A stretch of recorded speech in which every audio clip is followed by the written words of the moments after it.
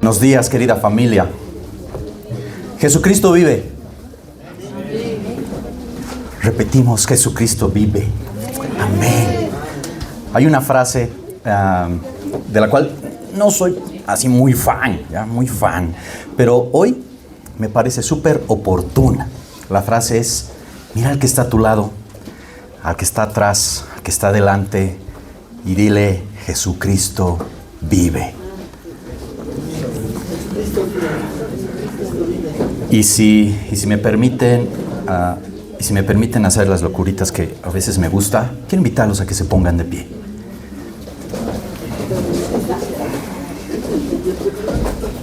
Invitarlos a que se pongan de pie, igual al que está a su lado. Denle un abrazo de esos fraternos y díganle: Jesucristo vive.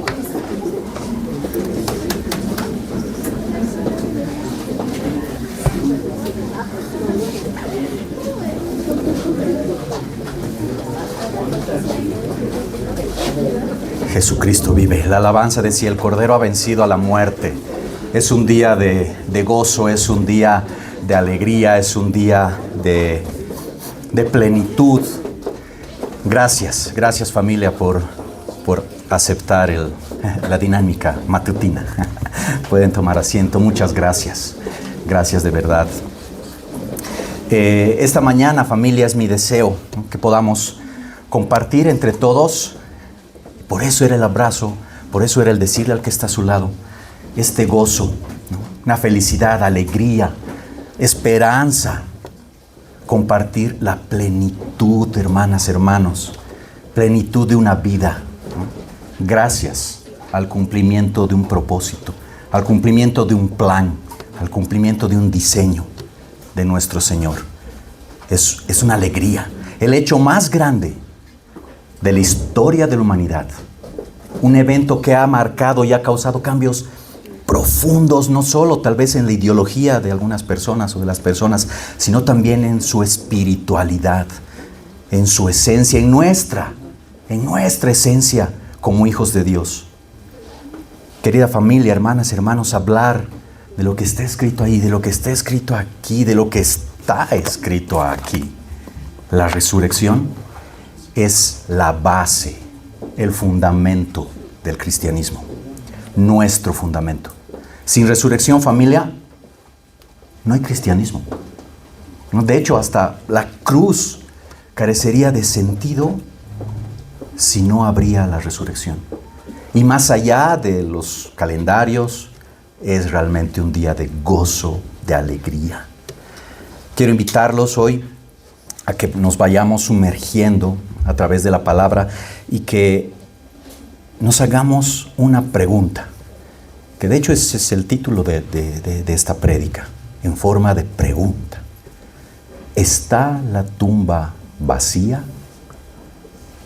Y que al final podamos responderla con certeza, con convicción, con fuerza. No responder solo porque dicen que alguien dijo. No, que sea una respuesta desde lo más profundo de nuestro corazón, nuestra mente, con convicción. Entonces al final vamos a volver a hacernos la pregunta: ¿está la tumba vacía? Quiero invitarlos también, si tienen sus Biblias ahí en su poder, que podamos ir al Evangelio de Juan. Vamos a ir al Evangelio de Juan, al capítulo 20, y vamos a compartir del verso 1 al 18, más o menos. Evangelio de Juan,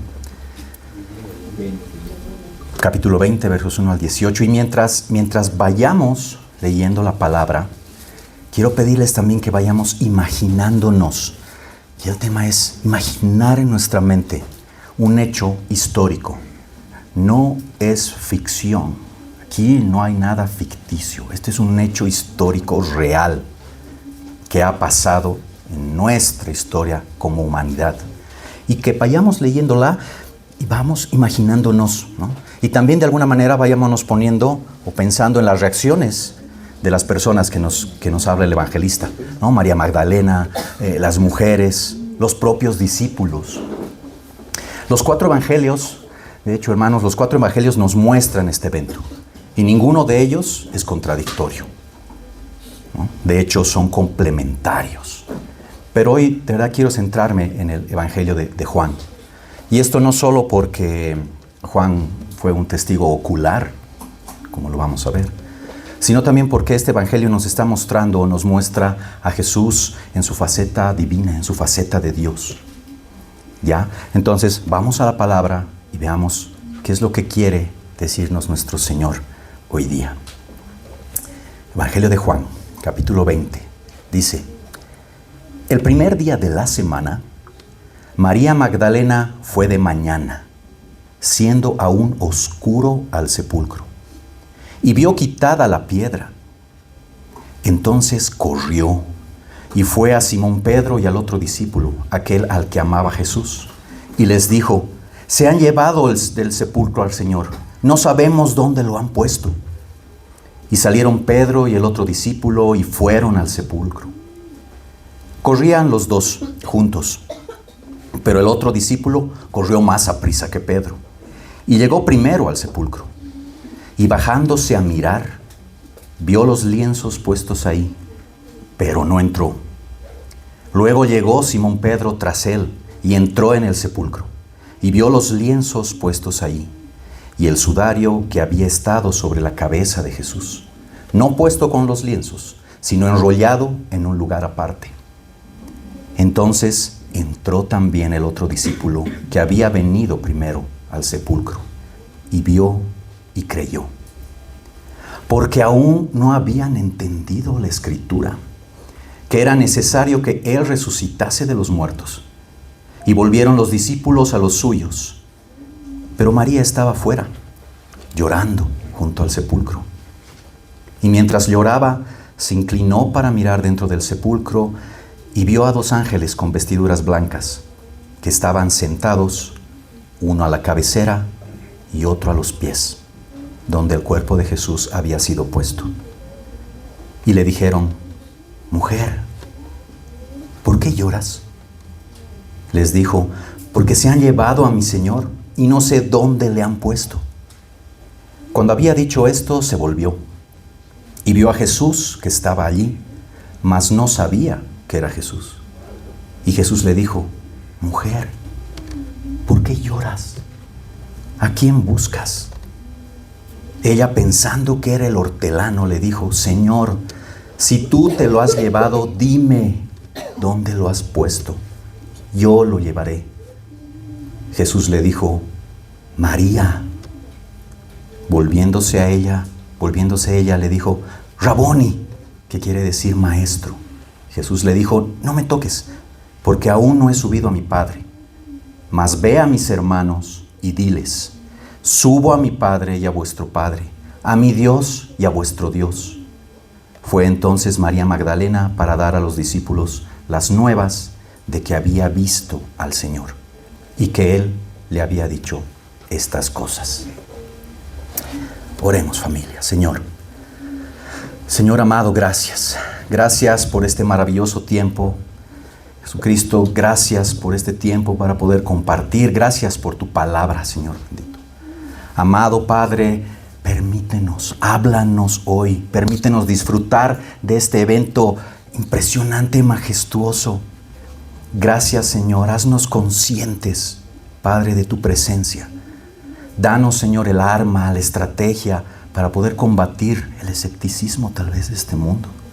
Señor, esto te lo pedimos en tu nombre poderoso, Señor Jesús. Amén. ¿Qué tal esta porción? Fabulosa, ¿no? Bonita, con tantas cosas. Como les decía, Juan es un testigo ocular. De hecho, él escribe, ¿no? Él escribe esto. Y cuando habla del otro discípulo, se está refiriendo a él, a Juan. Empieza diciendo el primer día de la semana. Eso quiere decir el domingo. Si recuerdan, para los que hemos estado el jueves en la cena de Pascua, nuestro pastor nos comentaba cómo los judíos calculan o contabilizan los días, ¿no? Cuando el sol se está ocultando, y esa era la señal de un nuevo día, no como nosotros que es de la 00.00. No, es desde que está poniéndose el sol. Entonces dice que María Magdalena fue de mañana, pero estaba oscuro, aún era oscuro. Entonces entendemos que era muy, muy temprano, ¿no? Muy de madrugada. Y ella no estaba sola. Los otros evangelios también cuentan que estaba con otras mujeres que habían sido seguidoras de Jesús, y todas ellas fueron al sepulcro, ¿no? Y lo primero que vieron es la piedra removida. Estaba quitada la piedra. Y si en algún momento, y que les invito, familia, a hacerlo, poder leer los 4 evangelios, es bien interesante, es bien bonito observar los detalles con lo cual el Espíritu Santo ha revelado y ha inspirado a los evangelistas a escribir. Y esto hace que el relato de alguna manera sea mucho más intenso, ¿no? Más wow. Por ejemplo, en Marcos, ¿no? Marcos nos cuenta que las mujeres se decían entre sí: ¿quién nos removerá la piedra? ¿No? O sea, ¿quién va a quitar la piedra de la entrada del sepulcro? Entonces, si nos ponemos a imaginar un poco el momento, ¿no? La situación, están las mujeres, están tristes, ¿no? Habían presenciado la dura muerte de su Salvador, de a quien que seguían, de su Maestro. Ellas querían ir al sepulcro, ungir con perfumes el cuerpo. Me imagino que salían un poco apresuradas, y mientras caminaban, unas se decían: oye, ¿y la piedra? ¿Cómo la vamos a mover? ¡Wow! Y Marcos, de hecho, aclara que cuando llegaron, ¿no?, vieron que la piedra, y dice que era muy grande, ¿no? O sea, realmente debe ser bastante grande, estaba removida. ¡Wow! O Mateo, que nos habla y que nos dice que hubo un terremoto que hizo que la piedra sea removida, y allí estaba un ángel. En síntesis, la piedra estaba a otro lado. No estaba en el mismo lugar. Y si nos ponemos a pensar un momento, leyendo el Evangelio de Juan, mucho más adelante, nos cuenta que estaban los discípulos, ¿no es cierto?, en el aposento donde estaban reunidos, y apareció Jesús. Y el evangelista recalca algo, ¿no? Y lo pone así en negrilla, bien interesante. Estando las puertas cerradas, dice. Entonces, si lo está enfatizando Juan, estando las puertas cerradas, sale una pregunta. ¿Por qué entonces simplemente Jesús no salió de la misma forma del sepulcro? No sé si alguna vez se han puesto a pensar en eso. O sea, tenía esa capacidad, ¿no es cierto? Tenía ese poder. Si en ese lugar donde estaban los discípulos, dice el evangelista, apareció estando las puertas cerradas, Jesús tenía toda la capacidad de poder haber traspasado, si vamos a decir de alguna manera, también la piedra, pero esta estaba removida. Entonces es una pregunta realmente interesante, y entre las respuestas hay una muy, muy bonita de un teólogo, Steve Lawson. No lo conozco mucho, él lo nombra otro pastor, Michelin, y la respuesta que da es muy interesante, porque dice: la piedra fue removida no para que Jesús pudiera salir, sino para que el mundo pueda entrar. Si se dan cuenta, y de esta forma ser testigos de que la tumba está vacía. Que la tumba y la piedra tenía que estar removida para que el mundo, aquellos que dudan, los incrédulos, los que no entienden todavía el plan, el propósito, ¿no?, de Jesús, se asomen y vean que la tumba está vacía. Si hacemos una parte figurativa, es como que así, y te acercas, y si la piedra hubiera estado ahí, difícil, ¿no? Pero hasta los discípulos, ¿no?, las mujeres, dice que se asoman y ven, y está vacía, la piedra está removida. ella va, María se acerca, ve y dice que corrió, ¿no? Y fue a Simón Pedro y al otro discípulo, que es Juan. Y les dice, se han llevado del sepulcro al Señor, no sabemos dónde lo han puesto. Supongo, esta es una suposición, de que el lugar donde estaba el sepulcro y el lugar donde estaban los discípulos, asumo que no era tan lejos, ¿no? Porque dice que corrían, ¿no? y llegaban y volvían. Entonces, me imagino, ¿no? Que no era tan lejos. Y también me pongo a imaginar el asombro, ¿no? El asombro de María Magdalena a las otras mujeres. Y por eso corren, ¿no? Por eso corren, porque no saben qué hacer y tienen que correr y avisar a los discípulos. Ahora, aquí sale otra pregunta interesante, ¿no? ¿Qué les parece este asombro de María Magdalena a las mujeres? ¿Bueno? ¿Malo? No sé, ¿natural? Este asombro. Ellas habían caminado con Jesús. Ellas habían visto muchas cosas que había hecho Él. Es más, habían escuchado de Él lo que había dicho sobre este acontecimiento. Pero aún así, se asustaron. Aún así, dudaron. Y les sale la palabra de, no sabemos dónde se lo han llevado. Se ha llevado al cuerpo. Y no sabemos dónde. No es como si hubieran reseteado cassette, ¿no? Todo lo que han escuchado durante un buen tiempo del propio Jesús, ¿no? Obnubiladamente ofuscadas. O sea, no entendían. Y no creyeron. Entonces van al sepulcro, ¿no? Donde estaban los discípulos, y Pedro y Juan salen, ¿no? Salen, así como dicen los jóvenes, picando, ¿no? Y fueron al sepulcro, ¿no? Salieron así rápido, ¿no? Por eso Juan pone también el énfasis de que salieron corriendo, dice.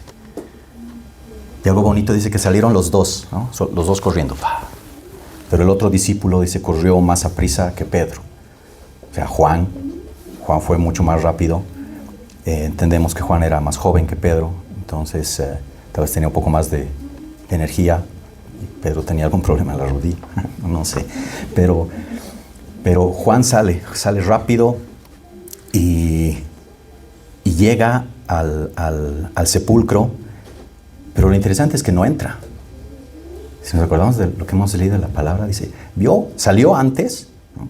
Le ganó a Pedro, llega más rápido, no entra. Solo vio los lienzos, ¿no? O sea, es como que, a ver, una representación, estoy corriendo, llego, me freno un poco mi cabeza, veo los lienzos, medio que me quedo ahí y ahí, ¿no? Me quedo quieto, incrédulo, tal vez pensando, ¿qué cosa habrá estado pensando Juan? Y en eso dice que llega Pedro, ¿no? Llega Pedro y sabemos que Pedro, por su carácter, es mucho más audaz, ¿no? Y él no frena, ¿no? Él no frena en seco, él entra directo, ¿no? Ve los lienzos, dice, ve el sudario, ¿no? Que no estaban de hecho ni juntos, ¿no? El sudario dice que estaba envueltito, ¿no? Enrollado, ¿no? en otro lado. Entonces ahí uno se va preguntando, ¿no? Y dice, a ver, ya, si los escépticos, si los que dicen no, dicen que se lo han llevado y que literal han profanado la tumba y se han llevado el cuerpo, ¿ustedes creen que dejarían los lienzos? O sea, me imagino que de hecho se lo llevarían con todo, pues, ¿no? Y se lo llevarían todo. Y si acaso ya, digamos, ya, le hubieran quitado el sudario. ¿Ustedes creen que hayan tenido el tiempo de enrollarlo, envolverlo, ponerlo en un lado, poner al otro, los lienzos doblados, ordenados? No ve. Difícil. No creo. Si alguien quiere robarse un cuerpo, no hace eso. De verdad no hace. Y lo bonito de esto es que la palabra lo dice. La palabra enfatiza. Estoy seguro que muchas de las cosas que a veces nos preguntamos y nos decimos, ¿será? Pero está escrito, está ahí en la palabra. Es por algo lo ha dicho, por algo ha dicho que estaba enrollado, por algo ha dicho que estaba a un lado, al otro lado el otro lienzo, el sudario doblado, o sea, por algo. Y eso es para que también meditemos, nos pongamos a pensar. A veces solo nos quedamos en la serie o en la foto, digamos. Pero vamos a la palabra y nos enriquece de tal manera la profundidad de una o dos frases que nos lleva y dice, wow, claro, no, si Dios lo ha dicho es por algo. Entonces Juan entra recién y dice, ve y creyó, vio y creyó. Me imagino que estaba así, ¿no? Con la duda de, entro. Pero Pedro ya estaba ahí. Y él entra y dice, vio y creyó. Sale otra pregunta. ¿En qué creyó? ¿Creyó que efectivamente no estaba ahí el cuerpo porque alguien se lo había llevado?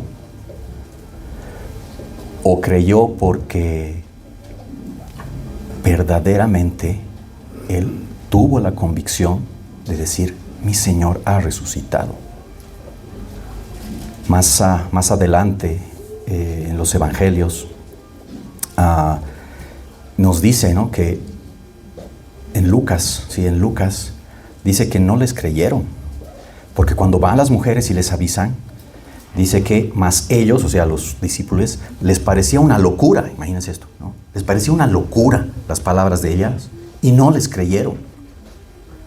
Entonces, a veces, familia, podemos tener esta actitud de Juan, ¿no? En algún momento queremos entrar con el Señor, acercándonos a Él, y en algún momento de circunstancia, en algún momento de duda,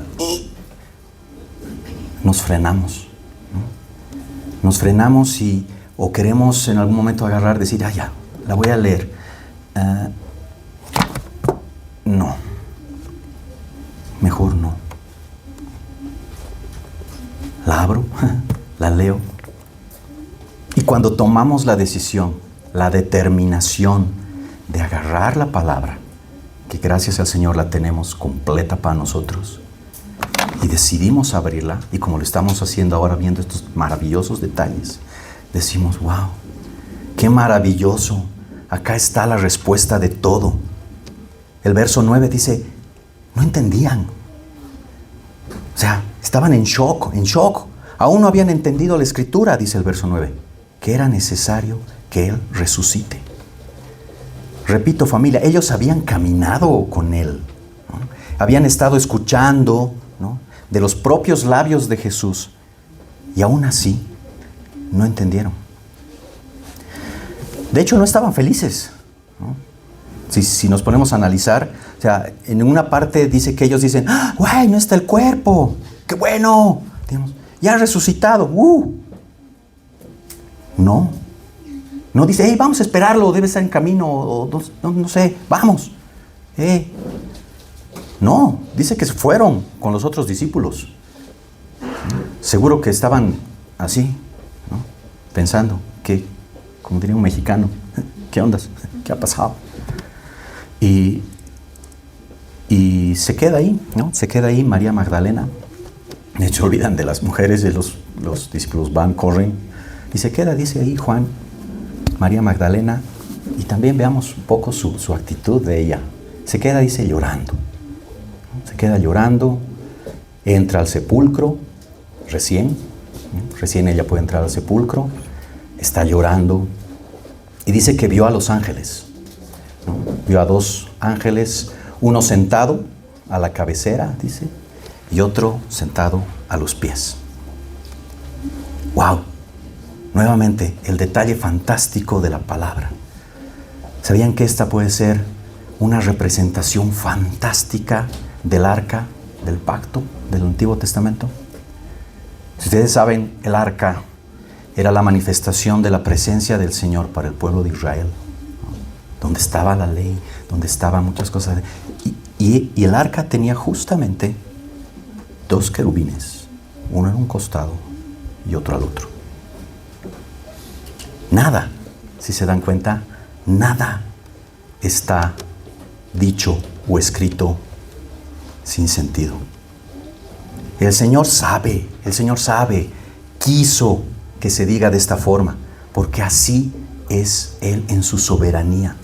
Y si Dios quiso que se diga de esta forma, es porque quiere que nosotros también la asumamos, la entendamos, la comprendamos. Y los ángeles hacen una pregunta, ¿no? Una pregunta, de hecho es bien lógica la pregunta, ¿no?, que le hace a María. ¿Por qué lloras? ¿No? Y como les decía hace unos minutos, ella había caminado con Él, ¿no?, con Jesús, lo había escuchado. Entonces la pregunta es lógica.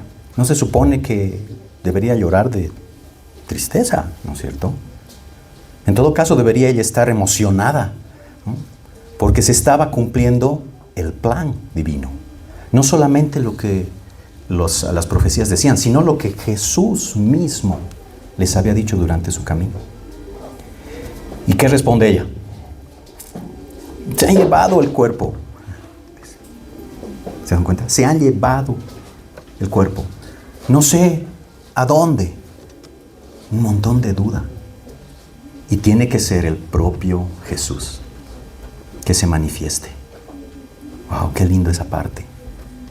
Y ella, me imagino, porque dice que lloraba, y si la palabra dice que lloraba, nosotros sabemos que cuando lloramos, porque también los varoncitos lloran, por si acaso, tenemos a veces los brazos, ¿no es cierto?, las manos en los ojos, y están así, no sé, medios aguados, y a veces queremos intentar abrirlos y vemos borroso, ¿no? Y ella asumo que estaba con las lágrimas, pero mucha ahí fuerte y llorando, y se da la vuelta y ve una figura y piensa que es el hortelano, dice el jardinero, el que cuida la huerta, y le dice, ¿tú te lo has llevado?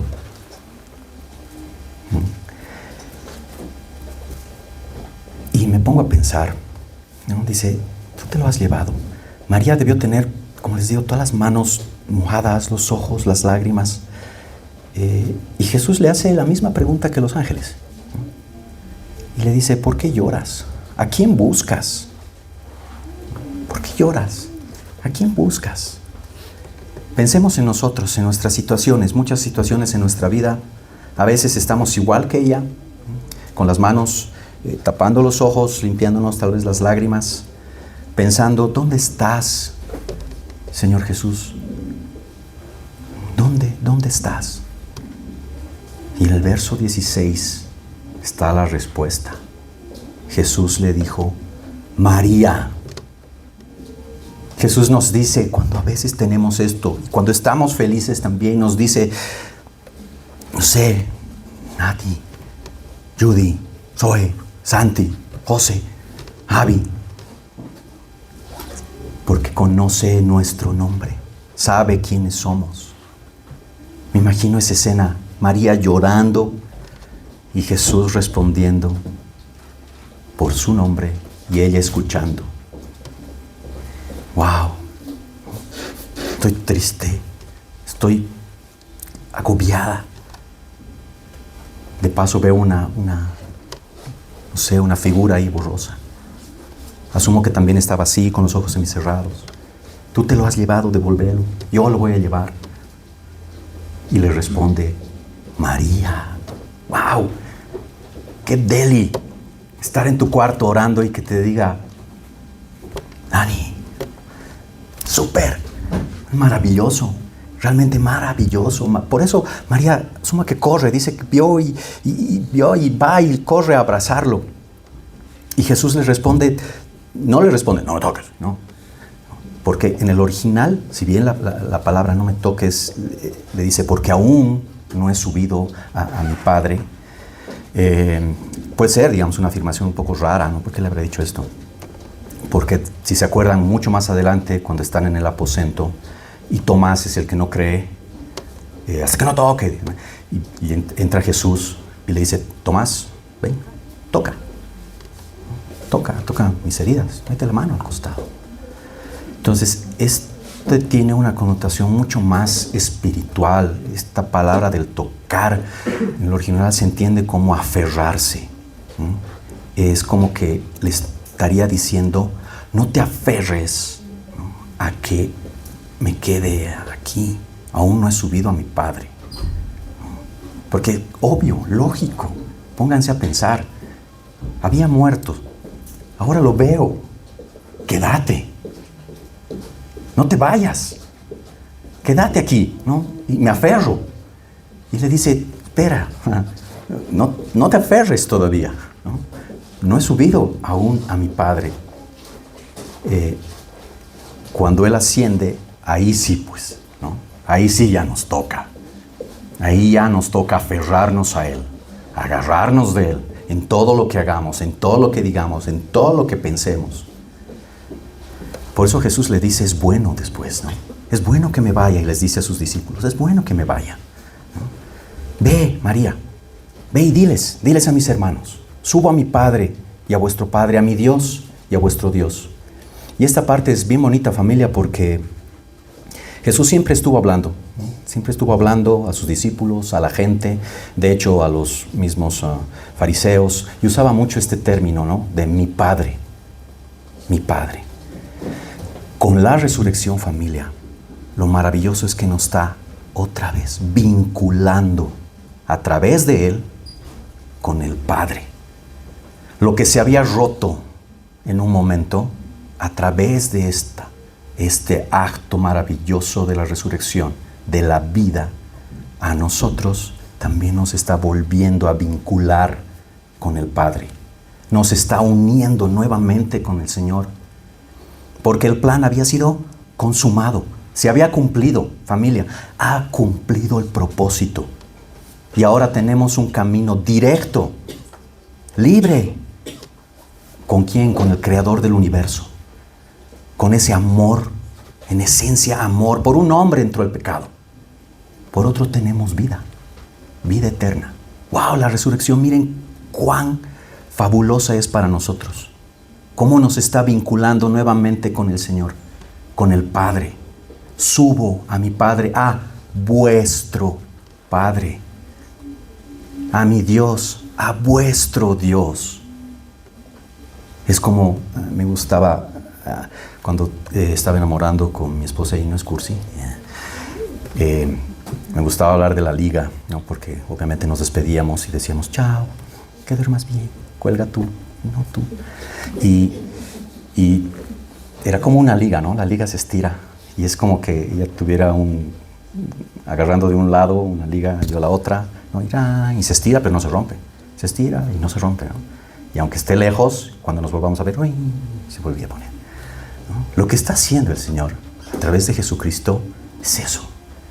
Nosotros estamos ahora sí aferrados a Él, ¿no? Y estamos vinculados así, a una liga que no se rompe, se une, va, vuelve. Y algún día, oh, fantástico, esa liguita no será necesaria, ¿no? Porque vamos a estar cara a cara con Él, en su presencia. Cuando Pablo escribe sus cartas, hay una carta que les escribe a los romanos. Y esta parte que estamos compartiendo, la hace y le pone un énfasis, ¿no? En la carta a los romanos, en el capítulo 1, el verso 4 específicamente, está hablando a la iglesia, le está dando la salutación a la iglesia de Roma, y está hablando de Jesús, y les dice, este Jesús del linaje de David, y les dice en el verso 4, aquel que fue declarado Hijo de Dios con poder, según el Espíritu de santidad, por la resurrección de entre los muertos. Juntamente con Cristo hemos muerto, familia, pero juntamente con Él también hemos resucitado a un nuevo hombre. ¡Ay, qué deli! Porque de modo que si alguno está en Cristo, dice la palabra, nueva criatura es. Todas las cosas viejas pasaron, he aquí, todas son hechas nuevas. ¡Wow! Otra maravillosa, otra maravilla de la resurrección. 2 Corintios 5:17, por si acaso, también está esta parte. Nuevas criaturas somos. La resurrección es el fundamento de nuestra fe. Pablo nos dice también en 1 Corintios 15, versos 12 al 14, algo bien interesante, ¿no?, cuando escribe a esta iglesia. Les dice, pero si se predica de Cristo que resucitó de los muertos, ¿cómo dicen algunos entre vosotros que no hay resurrección de muertos? Porque si no hay resurrección de muertos, tampoco Cristo resucitó. Y si Cristo no resucitó, vana es entonces nuestra predicación, vana es también nuestra fe. Pablo fue duro para el creyente, ¿no? Entonces, vana también es nuestra fe. ¡Wow! ¡Qué importante es creer en esto! ¡Qué importante! Por eso les decía, este es el fundamento del cristianismo. Es el fundamento del cristianismo. La resurrección es parte consumada de este hermoso evangelio. El Señor nos llama y nos dice, esta es la palabra que prediquemos. Esta es la palabra que debemos predicar. Nos dice que si confesares con tu boca que Jesús es el Señor y creyeres en tu corazón que Dios lo levantó de los muertos, serás salvo. Romanos 10:9. Que si confesares con tu boca que Jesús es el Señor y creyeres en tu corazón que Dios lo levantó de los muertos, serás salvo. ¡Wow! ¡Qué importante! Y al mismo tiempo, qué maravilloso entender este amor, ¿no? Este amor de Dios hacia nosotros, de poder decir gracias, gracias por haber resucitado para hacernos salvos. Y ojo que la resurrección, familia, no solo fue espiritual. Alguien puede decir, sí, no era solamente cosa espiritual, mística. No, también fue física. La gente lo vio. 40 días he estado caminando con ellos. Comió con ellos. Estuvo con ellos. La palabra en el libro de Hechos dice que muchos fueron testigos de ello. Muchos. Entonces, es cierto. Es cierto. Aquí no hay mucho joven tal vez, pero... no, sí. Hay una canción de un cantante cristiano, juvenil, medio raperito. Tiene un testimonio muy interesante. Willy, se llama él. Es el vocalista de Redimidos. Y en la parte de su letra, dice algo bien interesante, bien lindo. Dice, en la tumba de Mahoma están los huesos de Mahoma. En la tumba de Buda están los huesos de Buda. Dice, no hay ídolo que haya resucitado. Solo Cristo al tercer día dejó la tumba vacía. Dice, la ciencia podrá negar su existencia. Podrá decir que nuestra fe en Jesús es ignorancia. Pero no podrán borrar lo que Él hizo en mi ser. Jamás podrán lograr que yo en Él deje de creer. Familia, si nos adentramos en la palabra y vemos el cumplimiento de la ley, vemos el cumplimiento de las profecías, nos vamos a dar cuenta mucho más que estamos tan cerca, ¿no?, a responder la pregunta de un principio. Estamos cada vez más cerca a responder la pregunta. Y asumo que tal vez ya la han hecho en su interior. Pero vamos leyendo, vamos compartiendo la palabra, vamos viendo la maravillosa situación en la que nos pone Cristo al decir, he resucitado. Nuestra lógica científica, muchas cosas pues no encajan. Y vemos el cumplimiento de todo lo que está escrito en la palabra. Isaías 45:23. Está hablando el Señor. Y dice, por mí mismo hice juramento. De mi boca salió palabra de justicia. Y no será revocada. Que a mí se doblará toda rodilla y jurará toda lengua. Antiguo Testamento, profecía, Isaías. Y esta palabra concuerda con lo que Pablo dice en Filipenses 2:9-11. ¿Qué dice Filipenses 2:9-11? Después de que cuenta todo el sufrimiento de Cristo, y su muerte en la cruz. Y dice, por lo cual Dios también lo exaltó hasta lo sumo y le dio nombre que es sobre todo nombre, para que en el nombre de Jesús se doble toda rodilla de los que están en los cielos y en la tierra y debajo de la tierra, y toda lengua confiese que Jesucristo es el Señor, para gloria de Dios Padre. Estaba en Isaías hablando Dios mismo, que se doble toda rodilla ante mí. Y viene el nuevo pacto y nos dice, ¿ante quién? Jesús, ¿no es cierto? Ante ese nombre que es sobre todo nombre. Si no habría resurrección, ¿ante quién se doblarán las rodillas? ¿Ante quién doblaríamos las rodillas? Por eso es el fundamento de nuestra fe. La resurrección es el fundamento de nuestra creencia. Dios lo dijo en un principio y Dios nos responde en esta porción de Filipenses. Ante Él se doblará toda rodilla y toda lengua confesará que Jesucristo es el Señor. Familia querida, hermanas, hermanos, qué gran privilegio. Qué gran privilegio creer en un Dios vivo. Qué gran privilegio en creer en un Dios que nos escucha, en un Dios que nos cuida, que nos guía. Entonces, familia, retomamos la pregunta. Y aquí me gustaría que la respondamos todos, con convicción, con fuerza. ¿Está la tumba vacía? ¿Está la tumba vacía? Por supuesto que sí. Por supuesto que sí, familia. Esa es la resurrección, la que nos lleva a la salvación, a una esperanza de una vida eterna maravillosa. ¿Con quién? Con aquel en el cual se doblarán toda rodilla, nuestro Señor Jesucristo. Y gracias por su amor. Gracias por ese su amor para con nosotros. Familia, no dudemos, ni un minuto, por favor, de que creemos en un Dios vivo, en Jesucristo vivo, que nos escucha, nos guía, nos cuida, nos habla. Aquí está la historia, aquí está todo. Amén. Felicidades, familia, porque Cristo ha resucitado y somos sus hijos y podemos disfrutar de ese maravilloso reino junto con Él. Oremos. Gracias, Señor.